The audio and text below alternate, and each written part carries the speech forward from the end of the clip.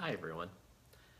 So here we are wrapping up Module 8 of our class together, and we have just a couple weeks left in our journey exploring nonprofit board leadership. This past week we've looked at the idea of board collaboration, and we've had some good discussions online regarding some principles of how boards work with other organizations and other boards. Many of you saw that one of the most important things to think about when dealing with others is ensuring that there is good alignment strategically with the mission, vision, and values of other outside stakeholders.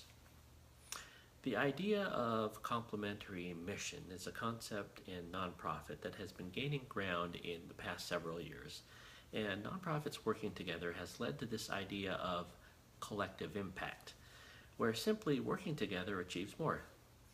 Now, I've placed some good resources in the supplementary modules about this concept of collective impact, and I highly encourage you to explore and take a look because it's one of the most talked about things in nonprofit work today. Collaboration with others, when thought through and done right, is synergistic.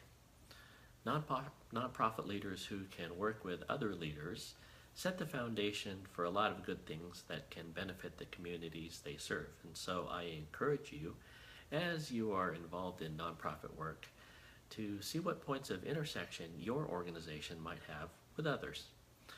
It may be an informal partnership or more formal in scope, but in the end, it can bring about a new way of doing things. One thing that I also want to bring up, which we didn't spend too much time on this week, is external relations. We've talked about partnerships with external stakeholders, but what of the messages that nonprofits need to deliver to the public? That is public relations, or the public face of the organization. For many nonprofits, PR isn't a major consideration, yet good PR takes work. Bad PR can set the organization back considerably. Take, for example, something newsworthy about the executive director. If you were on a board, what would your response be if a story came out in the news about trouble with your executive director? What if the news were good?